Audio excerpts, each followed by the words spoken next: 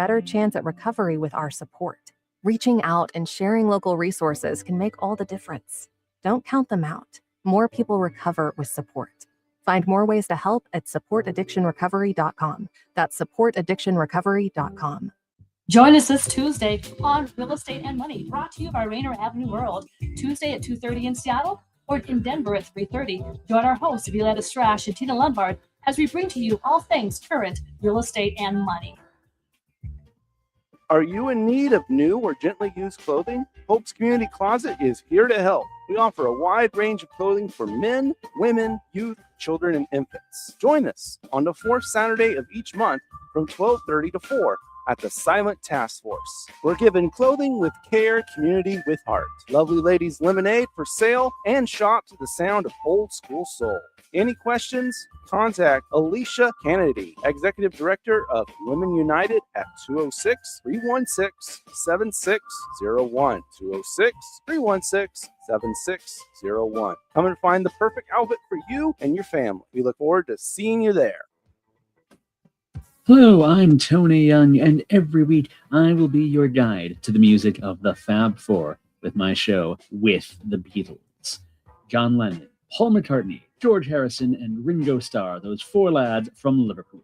First airings are Tuesday night from 7 to 9 p.m. with repeats on Thursdays and Saturdays from 8 to 10 a.m. right here on Rainier Avenue Radio. Tune in to catch Beatlemania.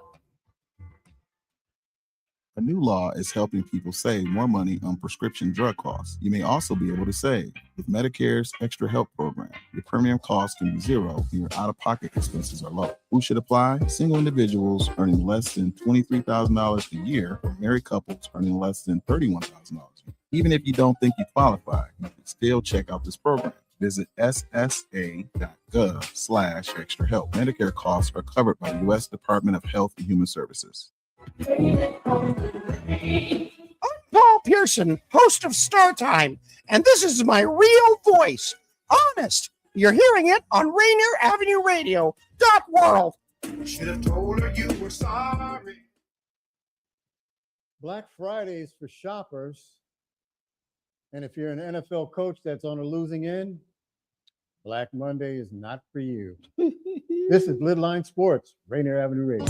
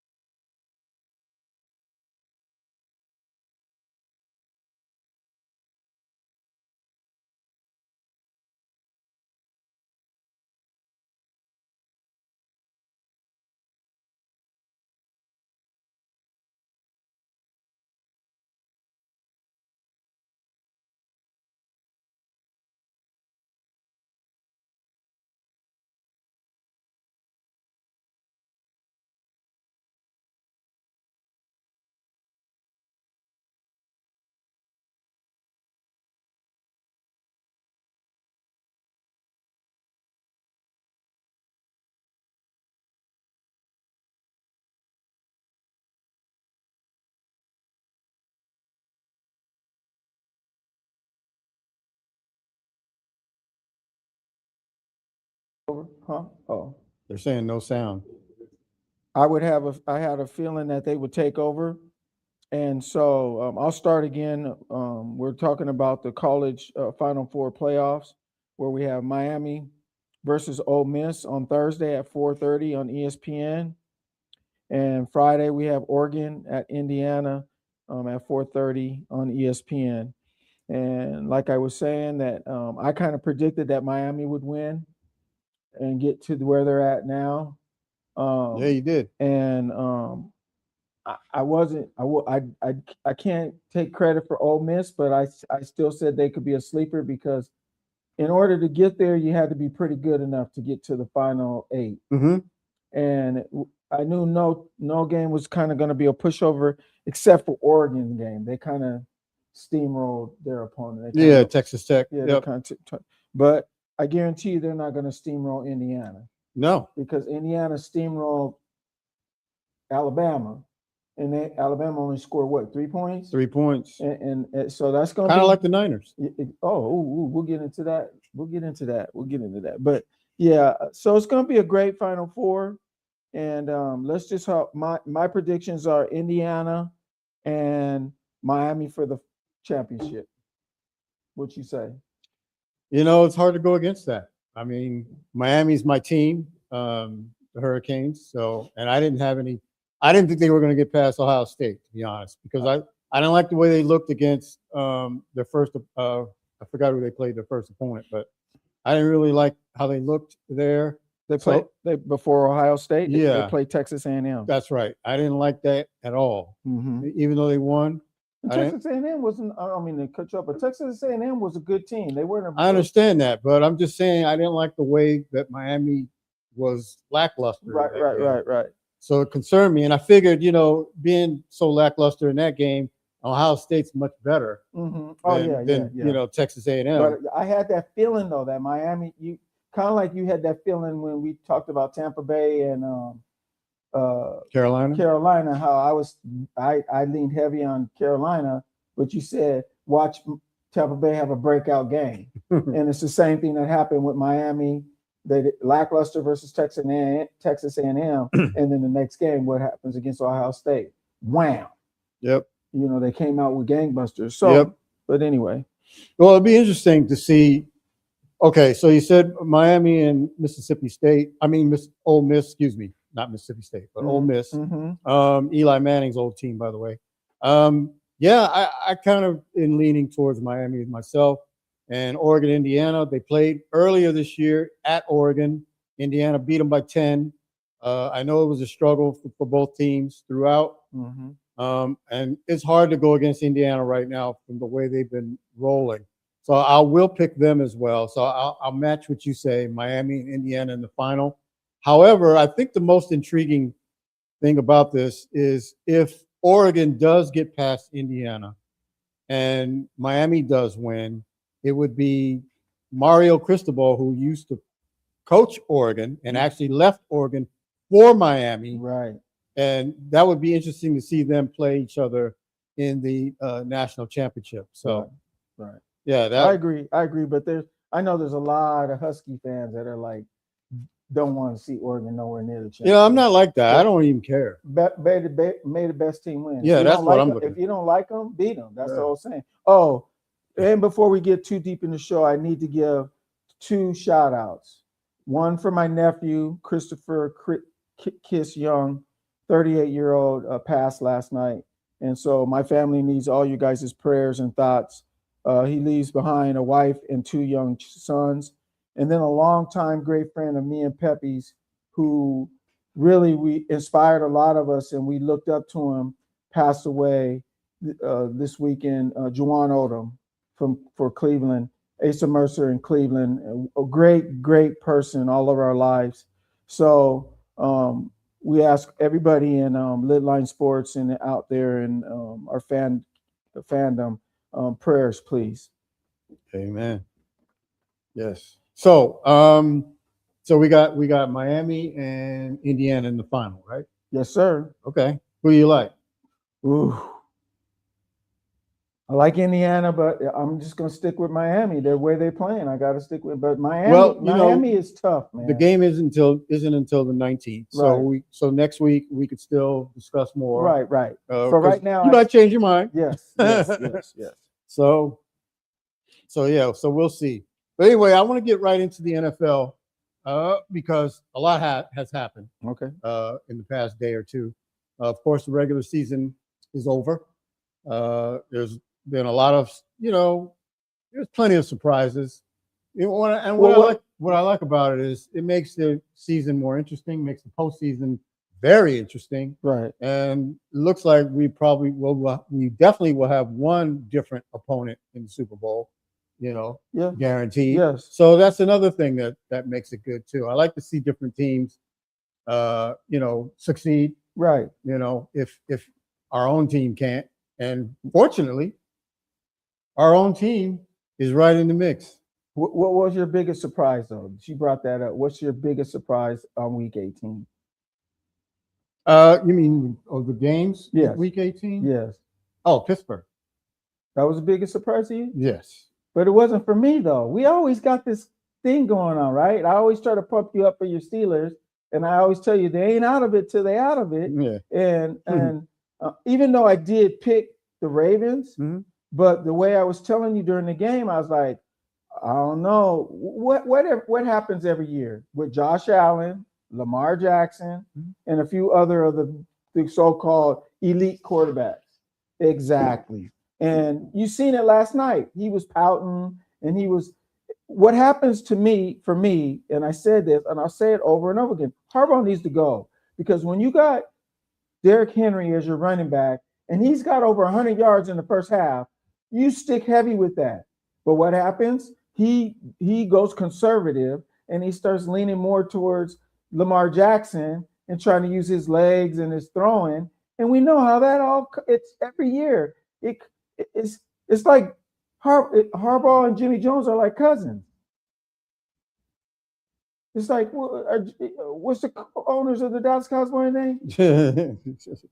Jerry Jones. Jerry Jones, yeah. It's like they're cousins, because every year it just boggles me. But so it was no surprise to me as much as it was for you. But okay, go ahead, keep going, man. Gotcha. So I'm glad you mentioned that, Ravens, because to me right now, the dumbest organization other than Raiders and the Jets are the Baltimore Ravens. Yes. They had a consistency of success right in their laps. Yep. And they let him go. Yep. And fortunately for the Seahawks, we got the guy that they should have kept. Yep. Mike McDonald should be the coach of the Baltimore Ravens. That's right. Right now. That's right. The Baltimore Ravens let him go, and they kept John Harbaugh. Harbaugh has already been there over a decade.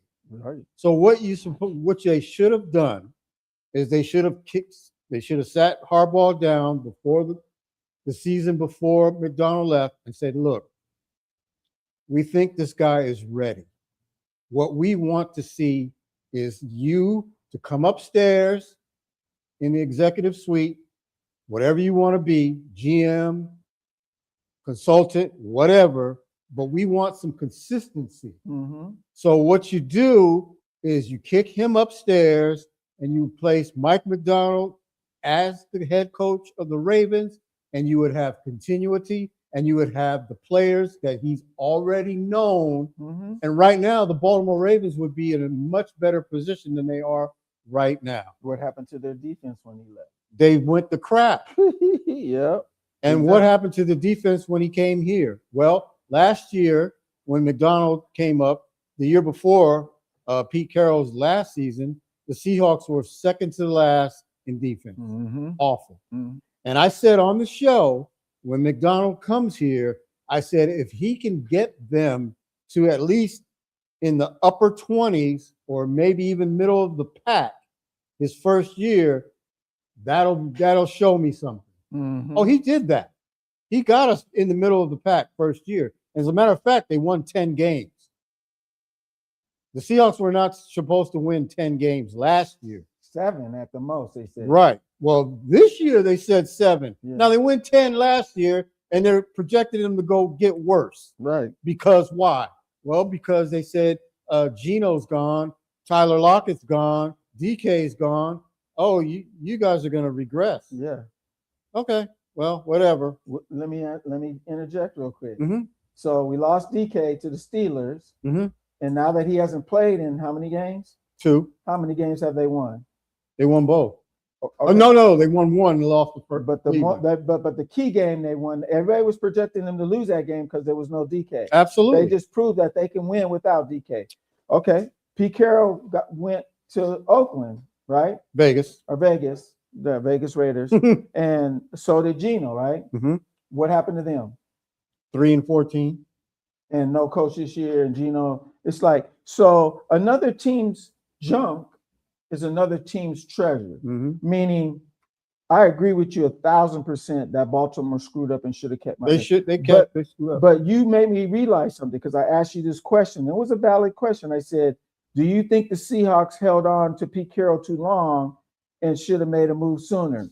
You answered yes, but you said the timing wasn't right because who would have replaced him? So by them waiting one extra year and getting Mike McDonald like they got, paid off in the long run. They suffered for that 1 year and because we didn't make the playoffs for 2 years in a row, but they gained on it, just like the Jaguars gained on their new setup. Yep. And there's a couple other teams who have made drastic. Chicago Bears. What about the Detroit Lions? To me, they're one of the biggest letdowns. Well, see, I'm glad you mentioned them as well, because what Detroit has done is follow in Baltimore's footsteps. Right. Because Dan Campbell's been there. He took them to their peak last year. They were fifth. Well, of course, the year before they lost the NFC title game to San Francisco after blowing a 25-point halftime lead. Right. But that's another story. Right. Last year, Detroit finished 15-2.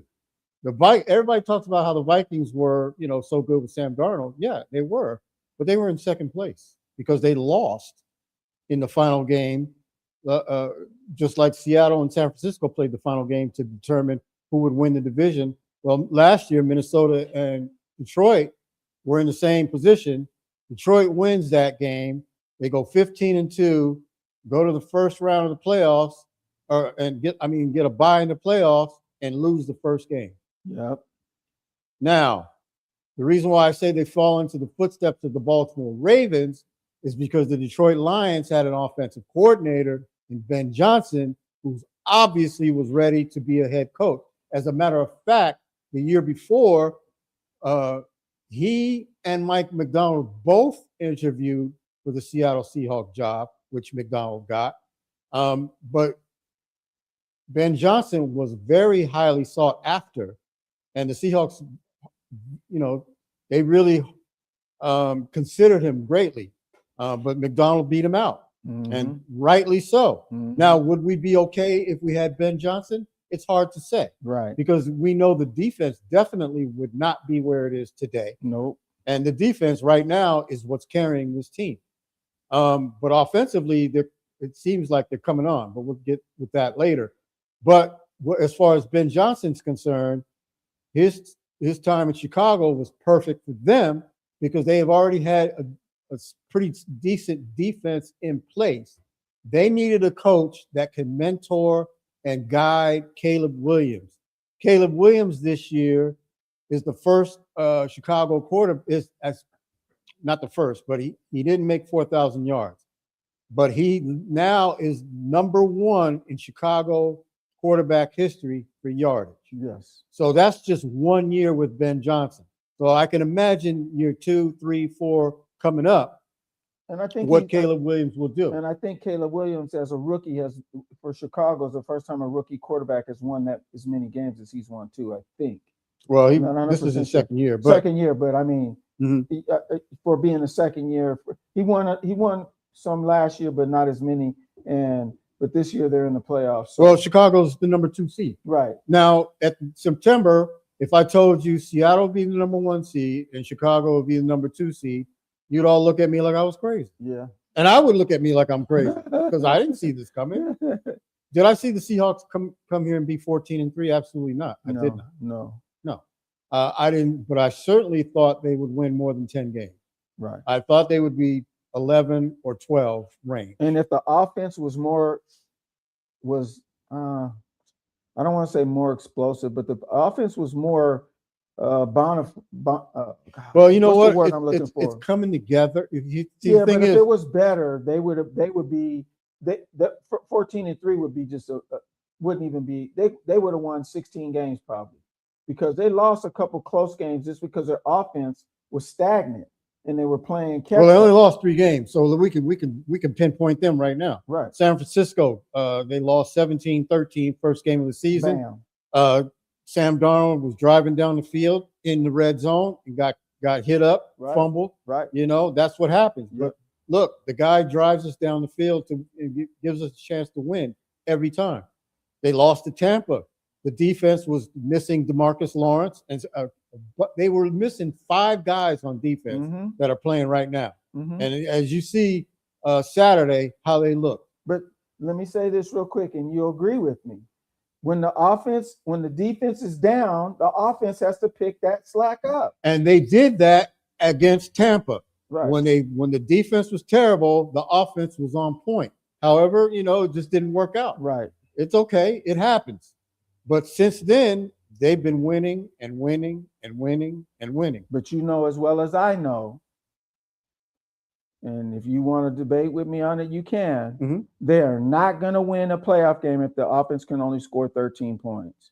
The defense is going to do their job, but they're not always going to be able to hold teams to like what they've been doing. It's a proven fact. Meaning they might get away with it their first game after the bye, but that second game, that divisional championship, if they make it, conference divisional championship, they need to score points. No bottom line. That's the bottom line. Well, they need to finish drives for sure. But I think their defense is good enough where if they do have struggles on the offensive end like that, or should I say, if they have trouble finishing, but let's not forget, folks, San Francisco is good. Okay? Could have been better. Hold on. San Francisco is good. As a matter of fact, San Francisco and the Rams all season long have been talked about as 1-2 and the best in the NFC and best in football all season long. So, them struggling to finish Saturday doesn't hurt me so much to the fact that they dominated on defense. They actually dominated offensively because they were on the San Francisco side of the field all game long. So the fact that they didn't finish because what? They didn't get they didn't score at first and goal when they decided not to run Charbonnet or Walker or whatever at first and goal on the first drive, which was crazy to me. And then Darnold ends up taking a sack, and that, you know what, when you take a sack like that puts you behind the 8 ball, right? And you can't do that when you're down deep in the red zone like that. You can't. But we'll forgive them for that because the defense did what? Gave San Francisco 3 chances and out. And we got the ball back on the 35. Charbonnet, thank you, at the 27, took it all the way in, touchdown. We missed a couple of field goals, whatever. And so, but as you said, that's an anomaly. That kind of stuff doesn't happen. But you said it earlier, though. You said this earlier when I asked about the Seahawks losses. You said they had a lot of banged up players in one of those losses. The San Francisco 49ers, their squad is banged up. Oh, yeah. They didn't have their full-fledged squad. They're good, but they weren't fully fledged. So it would have been a different outcome if they were fully fledged. I'm not making up excuses. As Bill Walker stated, they lost 3 games by 3 points, and he's saying missed field goals. But they shouldn't have been field goals. They should have been touchdowns. That's my point. You can't keep going down against good teams and depending on a field goal, as the Ravens found out last night. Well, even this Saturday game even proved that, because 4th and goal, the Seahawks didn't kick the field goal. They went for the touchdown. They had to. Because they know for a fact that they have to score points. It didn't work out. Right. But you know what? I like the fact that they went for it and they did the right thing. Just like Tomlin did last night. Yeah. Tomlin, they asked him at halftime, why did you go for that on that 4th and give him a short field? He said, we're in it to win it. We're not in it just to get a field goal. We're in this to win it. So when you're in it to win it, you can't be going down for field goals all the time. You got to go in there and score touchdowns, especially in these games coming up. These are touchdown games, not field goals. Now, I can say that if the defense plays elite, you can win by a field goal because they'll shut them down.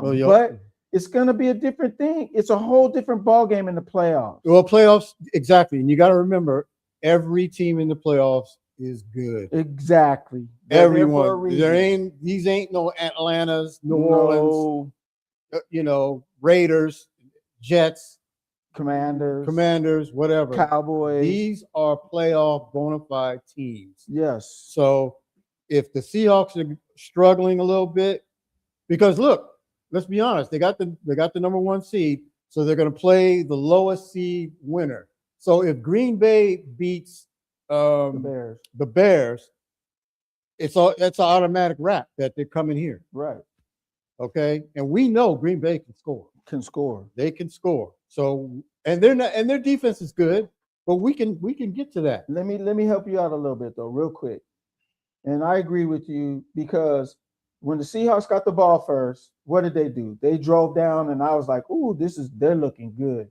But they got to the red zone and made a boo-boo, right? Mm-hmm. And then the next time, the defense did what they needed to do and got the ball back for them. Mm-hmm. And I text you, I said, "This is a must-score drive. Absolutely. They have to score, not a field goal, but they have to score a touchdown." Mm-hmm. And what did they do? Score a touchdown. They drove it down and scored a touchdown. So that gave me a little bit of hope, saying, okay, now the defense has a little they're showing something. But you can't sputter. You got to keep the pedal to the metal. And go ahead and finish your point. You saying these little things, and it's making me get on some key points. But go ahead. So the Seahawks, the last 3 games rushing, I think like 153, 172, 180 yards. Mm-hmm.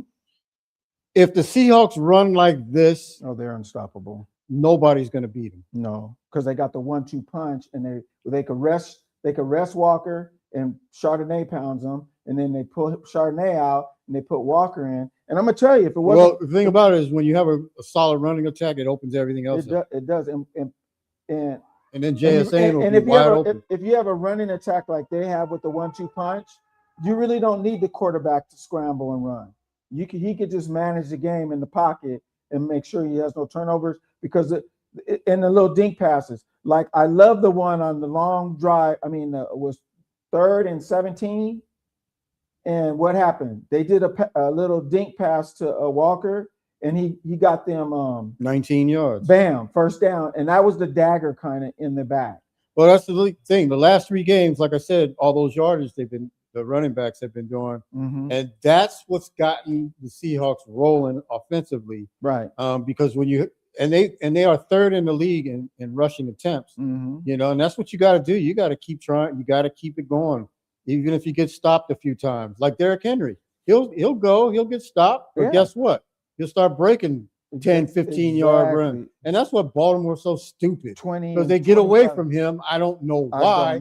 And they depend so much on Lamar, and it's stupid. It's ludicrous. Because Lamar is supposed to be a quarterback, not a running back as a quarterback. Right. I know people hate to hear that, but in his case, that's what he is.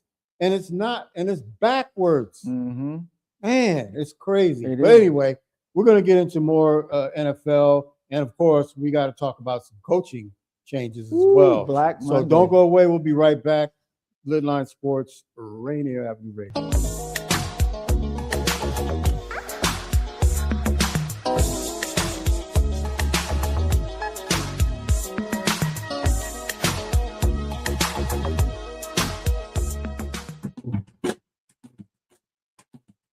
Rainier Avenue Radio. Rainier Avenue Radio. This winter, I don't want illness to get in the way of my holiday plans. That's why I got my annual flu and COVID shot. Everyone ages 6 months and older and get the flu and COVID shot each year. They make it less likely you'll get sick, and even if you do get infected, you won't get as sick. Free vaccines are available even if you don't have health insurance. For more information, visit kingcounty.gov/find a clinic. That's kingcounty.gov/find a clinic. What's up, everyone? It's your girl, Queen Bree, inviting you to come join me on Clean Greens Living. Broadcasted Tuesdays, 12:30 p.m. Pacific Standard Time, live right here on Rainier Avenue Radio. On Clean Greens Living, we talk farming, community, and ways to being healthy. So come join me and let's discuss ways to create a healthier you and a healthier community. This is a Rainier Avenue Radio message on fentanyl awareness in our community.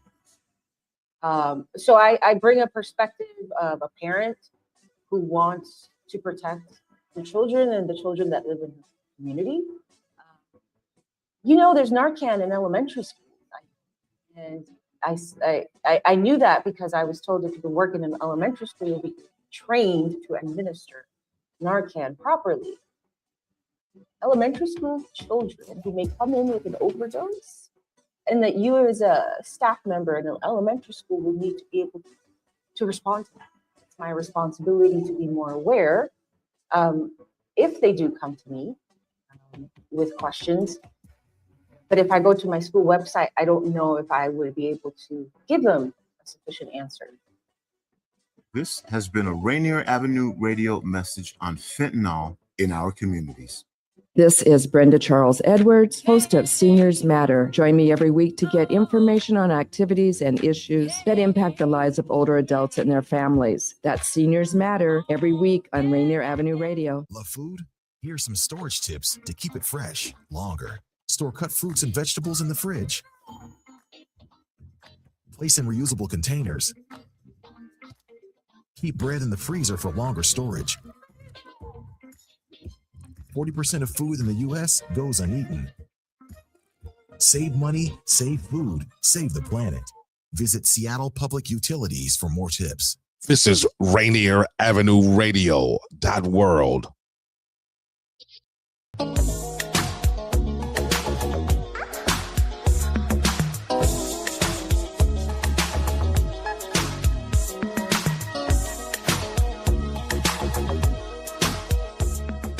All right, welcome back to the second half of the show, LidLine Sports, Rainier Avenue Radio. I'm Pep, my man MC. O is on his way back on a plane, so he'll be back with us next week.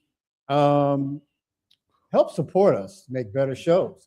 Donate now on Venmo and at Rainier Avenue Radio. Or go to Rainier Avenue Radio.world/donate. Help to make better shows. Donate now on Venmo at Rainier Avenue Radio or go to Rainier Avenue Radio.world/donate. There you go. That's it. So we were talking about the NFL. The regular season is over. Done. Yes. Let's see. We got some surprises in the AFC. Did anybody have the New England Patriots winning the AFC East? No, I don't think so. No, I didn't at least. No, everybody had Buffalo. We know Right, this. right. The AFC North. Everybody probably had Baltimore, or maybe even Cincinnati. They had Kansas City first, though. No, AFC North. Oh, North. I thought you said AFC. No. But AFC North, yeah, no. Yeah. So Pittsburgh wins that, Mhm. luckily.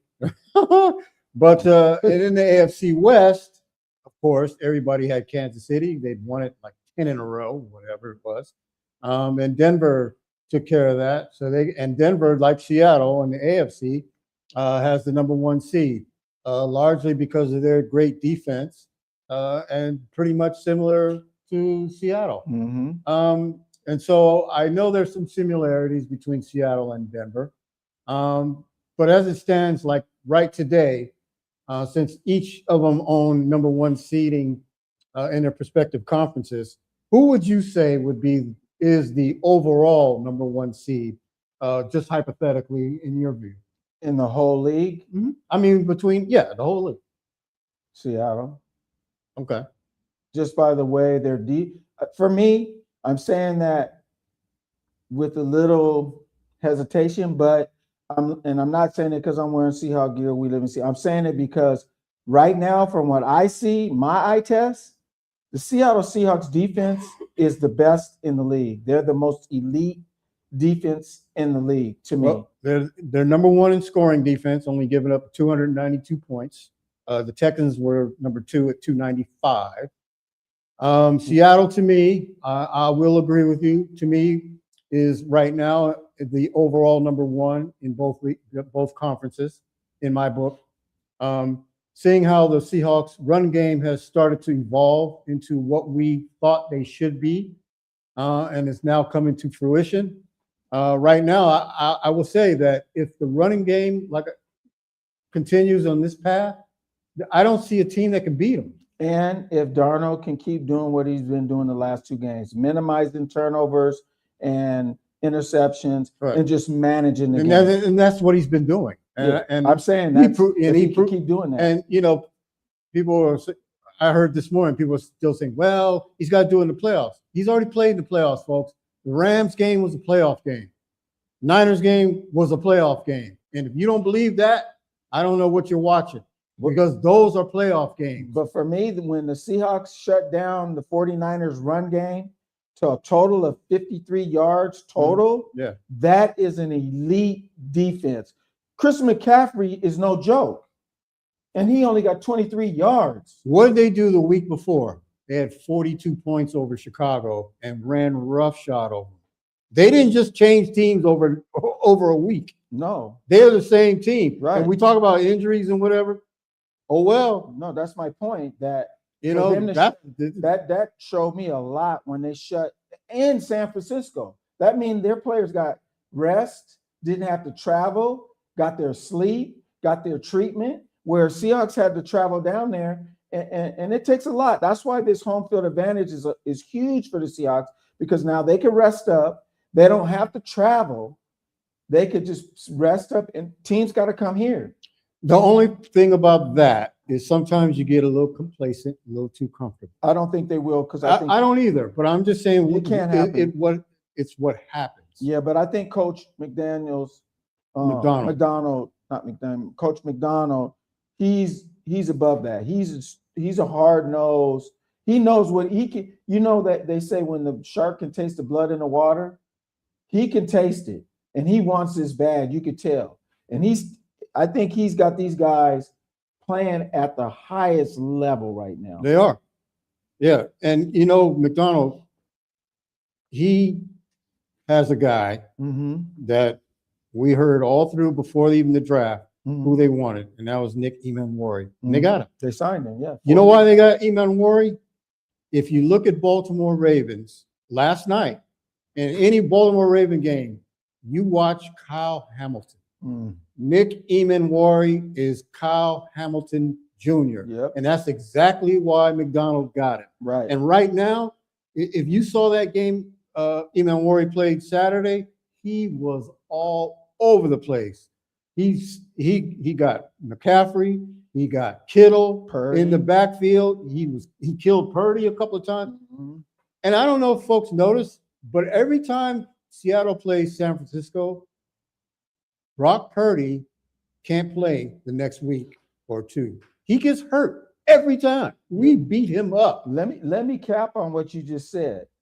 So, what's the guy's name you were talking about? Emmanwori. Emmanwori, right? He's better than Kyle Hamilton. You know why? I tell you this. I seen it on Saturday. Emmanwori was all over the place, but you don't usually see what's his name? Kyle Hamilton. Kyle Hamilton. You don't see him dropping back in coverage, covering tight ends or dink passes, because he's too big. Otherwise, he patrols the front area, and he's great at it. Well, he's best safety in football, so yeah. But Emmanwori, he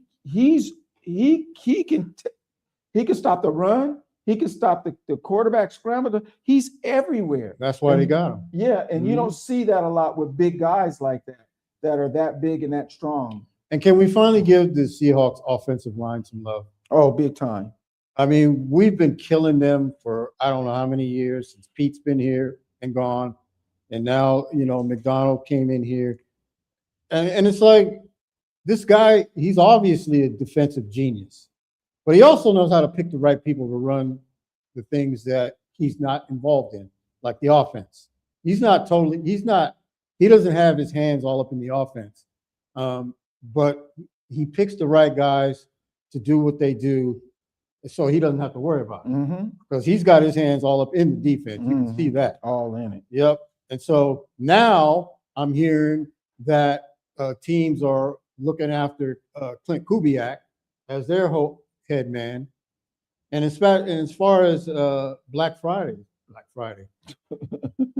Monday, which is today, the day after the season, we've got some coaching firings. And so there's 6 vacancies now. We know that Atlanta fired their head coach. Now, that was probably the biggest surprise. It was a really shocker, but Oh, well. Yeah, I was pretty surprised at that one. The Cardinals, I was kind of surprised Jonathan Gannon got let go. I wasn't, because he leaned too heavy on Murray and didn't get rid of him at the right time. Okay. And same kind of concept what happened to Pete Carroll with the Seahawks, Yeah. But keep going. Pete Carroll lost his job, and a lot of people are saying, "Oh, they're feeling sorry for Pete." I don't. He needs to just set his sail and bask in the glory of what he accomplished with Seattle.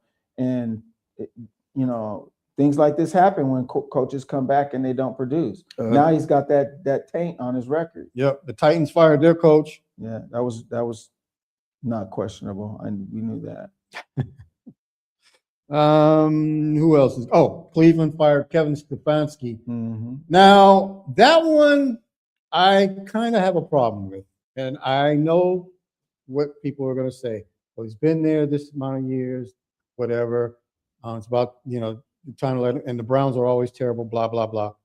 The Browns have a good defense. You're not scoring a whole lot of points on them, and they're not getting blown out like they used to. You're not beating the Browns 40-17. You're beating the Browns 13-6. You're beating the Browns 19-14 and whatever. You're not beating the heck out of them. Mm-hmm. So firing Stefanski, to me, and to prove that Stefanski is a good coach, already there's 4 different teams already wanting to talk to him immediately after he's let go by the Browns. Now, if you're a bad coach and you get let go, are you going to have people trying to get you right off the bat, same day? No. Yeah, but sometimes you have to. But the problem with Cleveland, sir, is they have no consistency in the front office. They don't have no consistency on. They don't know how to win. But it's not always on him. He's a good coach. That defense is great. All they need is offensive help. They need a quarterback, and they need, because they got good players on offense too. Right. So I don't like it. I think they should have given him one more year. I also think Atlanta should have given Raheem Morris another year, because Atlanta has players. Mm-hmm. They have a good squad. They had injuries. But what I want to say about Kubiak is he should stay with the Seahawks. So do I. I think because so too. Sometimes just because you're a great offensive coordinator or a good offensive coordinator doesn't pan into being a great coach. Josh McDaniels is a perfect right. scenario. How many times has he been let go? Right. And he does great as an offensive coordinator for New England and whatever. Mm-hmm. And then he gets the Denver job and another job and nothing. And New Orleans is kind of kicking themselves in the butt for letting Kubiak go. And that's where Kubiak came from, right? New Orleans Saints offensive coordinator. And so they're kind of kicking their butt because they're not. If you give the coordinator or whether it's defensive or offensive coordinator, if you give them the right players and the right schemes, they can do great. And sometimes it's just not a good fit for certain teams, and other teams find out, as AKA the Ravens and AKA the Saints. The Giants let go of their coach. That wasn't a surprise? No. So that was a given. Right. Yep, and definitely should have. But unfortunately, these same teams are giving up on coaches. They are. It's the same ones: Raiders, Giants, Cleveland. I mean, I gave you the formula at the beginning of the show. Formula is like Baltimore. They need to get rid of. What they should do is kick Harbaugh upstairs, or tell him, say, look, this is what we need you to do.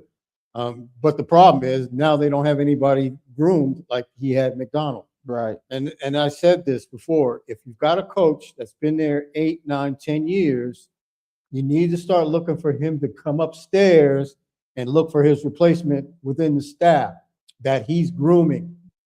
That's how you continue that success and continuity. But don't listen to me. I'm just sitting here on LidLine Sports. Yeah, me too. Yeah. Mm-hmm. So anyway, so that's pretty crazy. But so playoff seeding matchups. In the AFC, who we got? We got Denver's the number 1 seed, so they got a first round bye. Got the LA Chargers going to New England. Who you got there? To me, I got easy the one. Patriots. Yeah, I've definitely got the Patriots. I don't trust Justin Herbert or the Chargers in any playoff game. I don't care if they're playing in LA, New Orleans, Louisiana, LA. I don't care what LA they're playing in. They're not winning. Who did you pick over the Jags and the Bills? I'm taking the Jags. I don't trust the Bills. Okay, I didn't know if you said I don't that. trust Josh. I'm tired of hearing about Josh Allen. Me too. Tired about Lamar. Thank goodness he's not in the playoffs. Tired of Justin Herbert and all this crap. I hate to say it, but I got the Jags. I got the Jags and I got the Texans over the Steelers. I hate to say it. No, don't hate to say it because you got to be realistic. Man. Texans are playing really good ball. And they got a defense great is stuck, defense, right? And that was the downfall of the Ravens. Aaron Rodgers, he's gonna have problems because they're gonna be on him like flies on stink. But keep going though. We got some other games to go to. But yeah, Texans over the Steelers, unfortunately for me. Panthers and the Rams. Rams. Okay. I'm gonna go with the Panthers. Okay. Well, the Panthers just beat them 2-3 weeks ago. So and I think the Rams are a little bit beat up and mentally fatigued, but we'll see. What about Eagles 49ers? That's going to be a hard one to me. I think the 49ers might pull it out, but they might be beat up too much too in the Eagles. I just think the Eagles always lately the last 5 games they get in the second half and they go flat. I'm going to go with the Niners because I don't like what the Eagles offensively have been doing. Exactly. I don't like it. I don't like how they play well in the first half and do nothing in the second half. Yeah, I agree. Yeah, so I'm going to go with the Niners. Packers and the Bears. I'm going for the Bears in Chicago on a cold day. Even though it's not really an away game because Wisconsin is just a blink away from Chicago. Same weather, same. Lambeau gets just as cold as Soldier Field, so it's like a home game for both. It seems to me, I don't know why, but Chicago struggles mightily against the Packers. Right. Kind of like the Rams, the Seahawks struggled against the Rams quite a bit. The same kind of thing. I get you. So I'm going to pick the Packers in this game, and I think the Packers will be coming to Seattle to play the Seahawks. Okay. If the Packers lose and the Bears win, then the Seahawks play the winner of the next lowest seed. So if it might be 49ers. If the 49ers beat Philly, guess who's coming here? Or if the Rams beat the Panthers and Philly wins, it could be the Rams. Yep, absolutely. It's going to be one of those 3. Right. It's got to be because 3 teams. But out of those 3 teams, who would you think would you rather for the Seahawks? I don't care.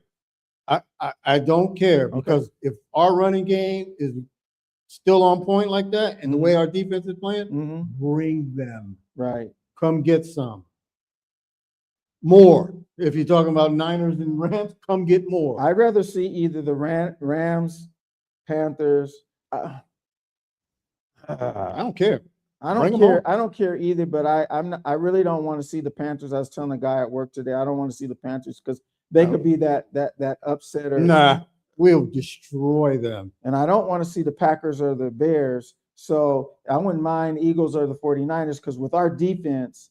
No, it don't matter because you know what? If you're gonna make it all the way, you're gonna have to play couple of them. You got to beat the best. You're gonna have to play a couple of them. I agree. You might have to play Niners and the Rams back to back. Back to back. Right. You never know. We don't know. Yeah. So you gotta have the mentality. They have to have the mentality that you have. We don't care. I don't care. Whoever it is, bring them on. Yeah. If we're running right, say good night. Adios, amigo. Yeah. Yeah. It's a wrap. Because we're not losing. Because if we can run and control the ball like they did, we're not that losing. Means that eats up a lot of clock. Then our defense comes in and their offense can't get. And guess who's going to be open a lot? JSN. Cooper Kupp. Yeah. Rashid. What's the tight end's name? Barner. Yeah. I could keep going. You want me to keep going? No, you can stop. I mean, I'm just saying, if our running Now, if they stuff our running game, we're gonna have problems. We go one dimensional. We're gonna have problems. Yes, I agree. Yeah, but then like I said, this is the playoffs. Yeah. Everybody's good. Everybody's good. And we already know our defense is on point. As long as nobody gets hurt, right? Nobody gets hurt. We're good. Knock on wood. I am confident. This is the most confident I've ever been in the Seahawks team ever. Right. I mean, even in the Super Bowl year, I wasn't this confident. I was confident when we had the LOB and they were playing the way they were playing. I was still leery they couldn't beat the Niners.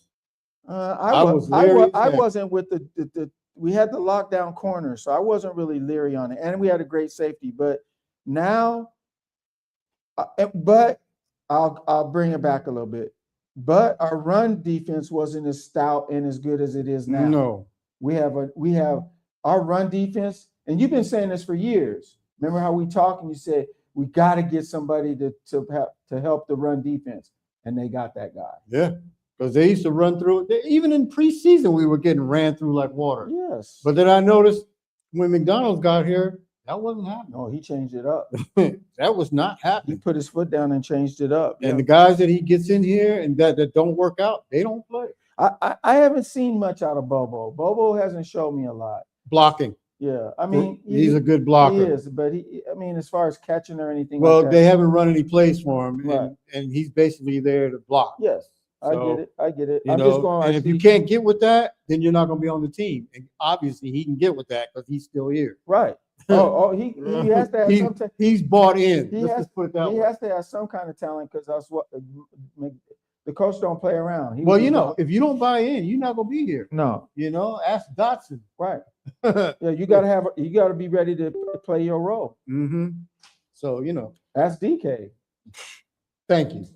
DK. Yeah. So absolutely. Yeah. So to me, the Seahawks definitely are the team to beat. They're number one, legit. They didn't back into it. Right. They did it outright, and they did it in dominating fashion. So I expect them to win and get to the Super Bowl. So if it goes how we predicted, Texans over Steelers, Jags over Bills, Patriots over Chargers, that means the Broncos will play the Texans. They don't want that. That's good. That would be a great man. Because that's the number 1 versus the number 5. The Broncos do not want to see that. That's a 16-13 game if I ever saw one. A knockout brawl, bang up game. Exactly. Yep. So who would the Patriots be playing? The Patriots would play either the Jags or the Bills. Okay, you're gonna play the Jags. Yeah, that ends for the Jags. That's it. That's all she wrote. Yep. Okay. So we probably, it's probably gonna be Patriots and Broncos in the AFC Championship. Right. And that's in Denver. Ooh. Denver might have wouldn't that be incredible if it's the Seahawks in Denver? Now Drake May is legit. No, he is, but wouldn't that and be they incredible? Got a nice running back, Ramondre. I can't think of his last name. The running back? Yes. Okay, but that would be that's a remake of the Super Bowl, Seahawks and the Broncos. Remember? Of course I remember. Or the Patriots. Yeah, oh, right. Don't matter. It could be a rematch either way. Yeah, I forgot about the Patriots because that's a rematch of the debacle Pete Carroll. Yep. No, I think we can beat both. Honestly. You think so? I think we can beat both, honestly, because neither one of them have the defense we have. And Bo Nix does not scare me as far as finding his weapons. So the Broncos running backs are Beatty, Harvey, and McLaughlin. Yeah, but I'm talking about New England's Ramondre Stevenson. Oh, okay. How could I forget that when it's our own guy's last name? But anyway, Ramondre Stevenson is nice. And so, yeah, he'd be tough. But so is McCaffrey. We stuffed him. Yes. And so is Kyron Williams for the Rams. We stuffed him. Right. So, being tough don't mean nothing. It just means that you just got to take the giant down. Right. So. Yeah, absolutely. So who do you think is Coach of the Year? Oh. I like the Jags coach. Liam Cohen. Yeah, I think because they've won 9 games in a row, bro. Seahawks beat them in Jacksonville. Yeah, but they've won 9 games in a row. Seahawks beat 5 playoff teams this year. Only the Seahawks and the Jags have done that. Yeah, and Coach McDaniels. I don't know why I keep calling McDonald. He's in the running. He's there. He's right there to be. He ain't gonna win it. No, he's not gonna win it. But they're probably gonna give it to the Jacksonville coach. Probably. Yeah, that's what I'm thinking. 9 in a row. That's hard to. Oh yeah, they haven't lost since we beat them. I think exactly. Yep. And the Texans haven't lost since we beat them. Oops. What's the common denominator? We beat both of them. Yeah. Oops. Yep. All right. Yeah. Come up here and get some more. Get some more. We ready. Get some more. Well, we be in Santa Clara to get them. Yeah. So look, we're familiar with Santa Clara. Oh yeah, we ain't no that stadium ain't nothing for us. No, we don't shut Santa Clara down a few times back in the day. We will handle our business Yes, there. sir. I'm confident in that. Yes, But sir. we just gotta do our thing. Anything can happen. Rams could get hot, Giants can get hot. Yes. Even the Packers. The Packers can somehow. Jordan Love can just go nuts. Right. It can happen. They're in the playoffs for a reason. It can happen. They're good. Even though they were 9-7-1, so what? So what? Yeah. That don't mean they can't. It's not going to happen for them. No. We don't want it to happen here. No. Please, no. No. But it's pretty amazing. McDonald only in his second season. Did he think he'd carry him this far? No. That's why I think he's close running for Coach of the Year, because he took a team that. Well, if it wasn't for Liam Cohen, I think he should be the shoe. Yeah, but he was projected. The Seahawks were projected by everybody to not even win 7 games. Barely. And some had them at 6 and 9. 7 to 9 was the median. Right. And look at what they are. Range. Look where they are. 14. He shut everybody down. Yeah. Yeah. And so you can't go by if the Seahawks make it to the Super Bowl, because they vote on MVP, the Coach of the Year, before the Super Bowl even plays. Right. So it's got to be the performance of the regular season. And you got to give Kyle Shanahan credit. Oh too, yeah. Because man, look, San Francisco is beat up. He's done miracles with the beat up 49ers. Right. Mhm. He's in the running. Definitely. Mhm. So, yeah, but I think Liam Cohen's going to win. And of course, you got to give Mike Vrabel with Patriots some love there. So, so it's going to be pretty I interesting. didn't hear you mention Sean Payton, though. That's true. And you know what? You got to give him some credit. I do. Yeah, Sean Payton too. Yeah, because But- he got rid of Russell Wilson. They made all that stink. Did what he did with Bo Nix, and look what happened. Yep. He built that team. All right, real quick. Next week we should have a special guest. I'm not going to tell you who it is until next week, but so look forward to that.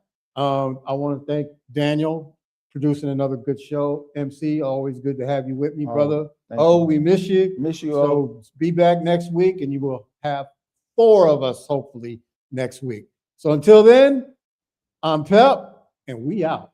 Out. Little